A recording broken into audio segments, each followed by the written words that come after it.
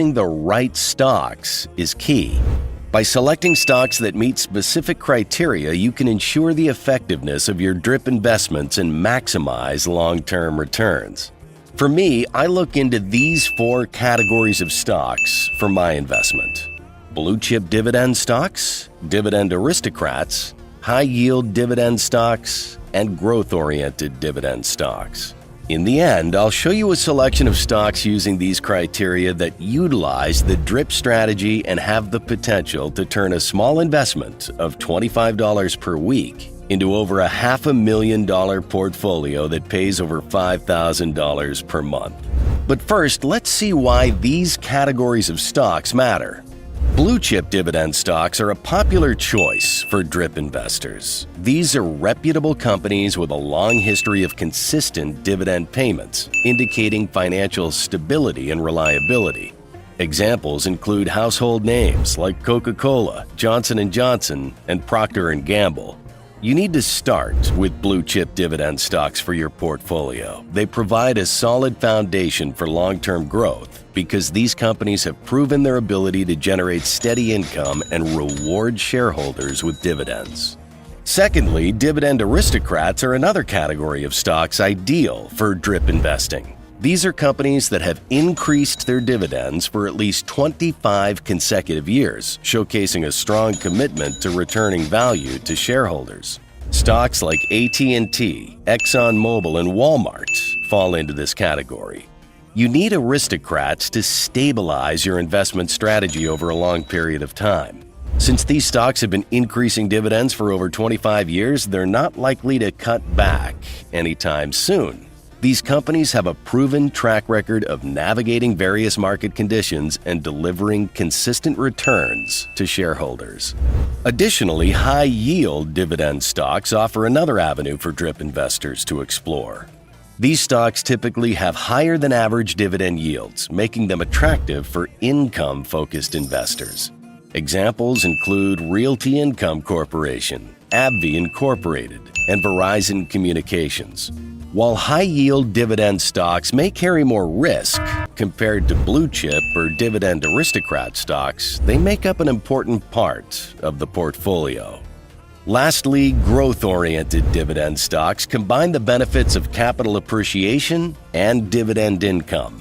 These are companies with strong growth prospects and tend to keep increasing dividends to investors.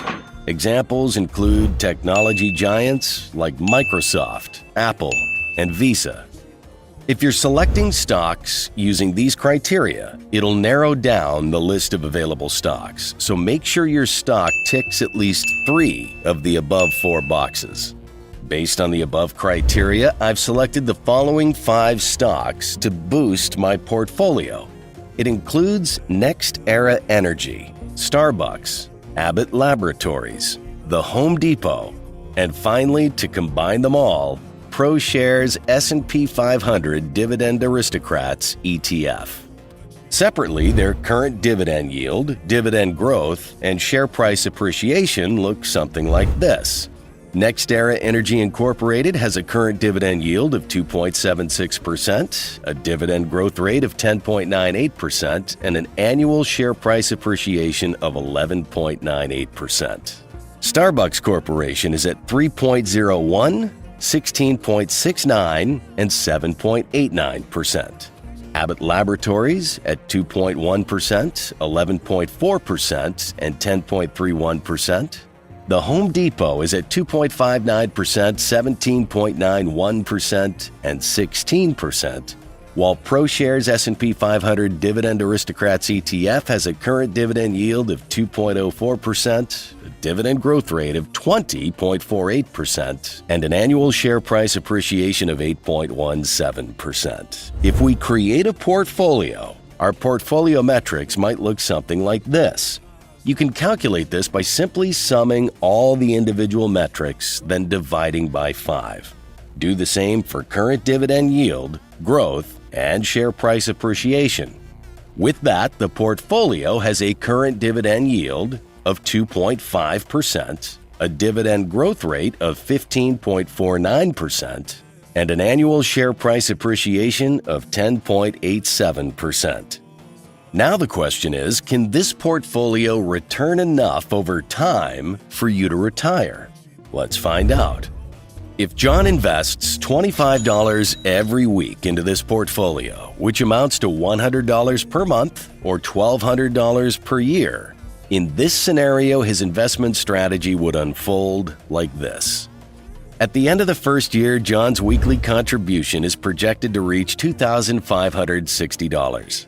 After 10 years, the same investment with weekly contributions and dividend reinvestment is projected to grow to $27,832. That's when the DRIP and weekly contribution starts compounding the effect. After 20 years, John's investment is estimated to reach $145,504. Fast forward another 10 years, and in 30 years, John's initial investment has the potential to soar to a valuation of $823,352. Alongside this impressive capital appreciation, he'll also receive $63,395 in dividends every year, translating to approximately $5,283 every month. In total, this portfolio has the potential to add $786,152 to his portfolio investment, with $464,535 attributed to the growth of the portfolio, while $321,617 came from reinvested dividends. Now, if you want to learn how to build your own dividend kingdom and reach $1 million valuation, click the video on the screen.